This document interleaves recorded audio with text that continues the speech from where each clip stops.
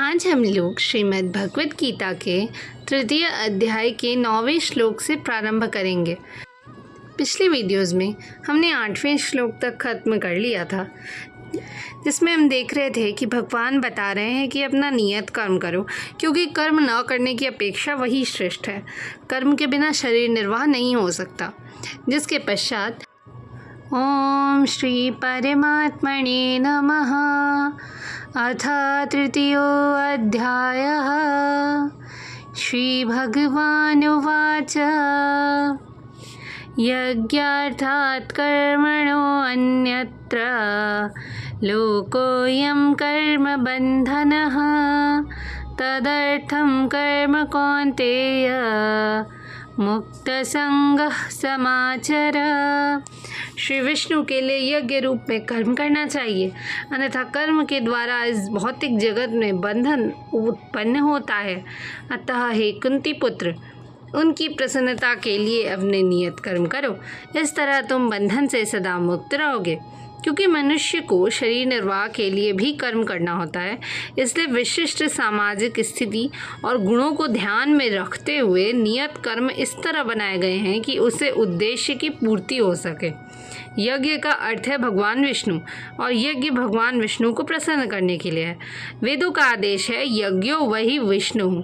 दूसरे शब्दों में, चाहे कोई निर्दिष्ट यज्ञ संपन्न करे या प्रत्यक्ष रूप से भगवान विष्णु की सेवा करे, दोनों से एक ही प्रयोजन सिद्ध होता है।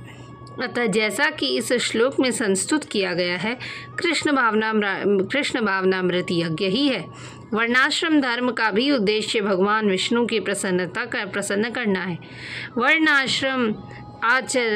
वर्णाश्रमाचारवता पुरुषेण परः पुमान् विष्णुराराध्यते।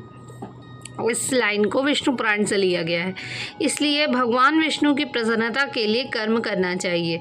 इस जगत में किया जाने वाला अन्य कोई कर्म बंधन का कारण होगा, लेकिन अच्छे और बुरे कर्मों के फल होते हैं, और कोई भी फल कर्म करने वाले को बांध लेता है।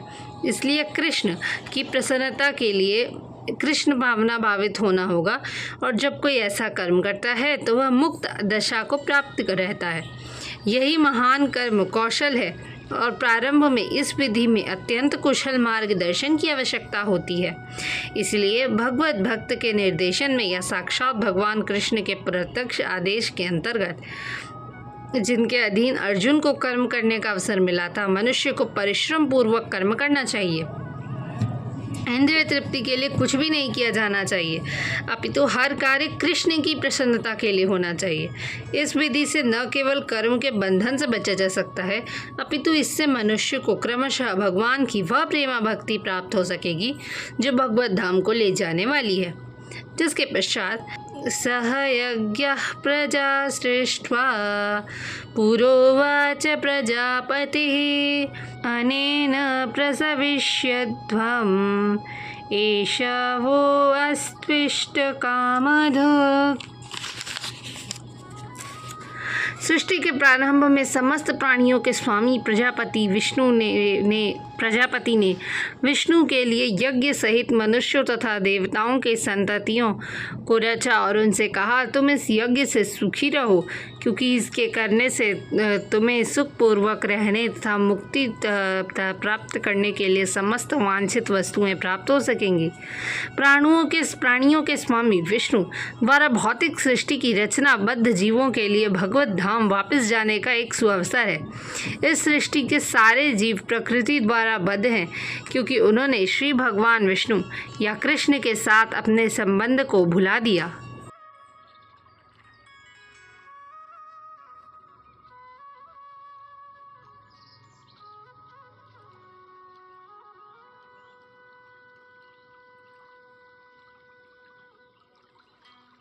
इस शाश्वत संबंध को समझने के लिए वैदिक नियम भी की सहायता भी दी गई है।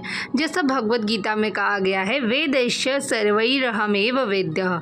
भगवान का कथन है कि वेदों का उद्देश्य मुझे समझना है। वैदिक स्तुतियों में कहा गया है, पतिम विश्वस्यात्म ईश्वरम। अतः जीवों के स्वामी प्रजापति श्री भगवान विष्णु हैं। श्रीमद् भागवत में श्रील शुकदेव गोस्वामी ने भगवान को अनेक रूपों के पति कहा है।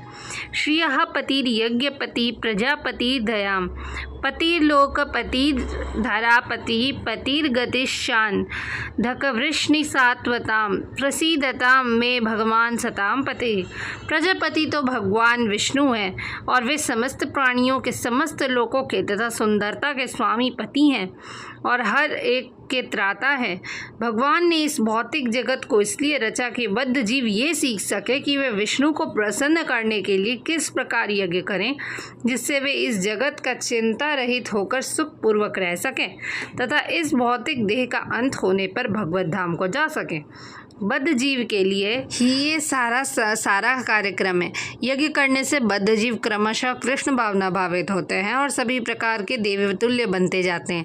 कलयुग में वैदिक शास्त्रों ने संकीर्तन यज्ञ, भगवान के नामों का कीर्तन का विधान किया है जिसे महाप्रभु चैतन्य लेके आए थे और कृष्ण भावनामृत संकीर्तन यज्ञ में बहुत अच्छा तालमेल है। श्रीमद् भागवत में संकीर्तन यज्ञ की विशेष प्रसंग में भगवान कृष्ण का अपने भक्त रूप में निम्न प्रकार से उल्लेख किया गया है। कृष्ण वर्णम त्विषा कृष्णम संगोपांगस्त्र पार्षदम यज्ञ संकीर्तन प्रायैर यजंती ही समेधसः।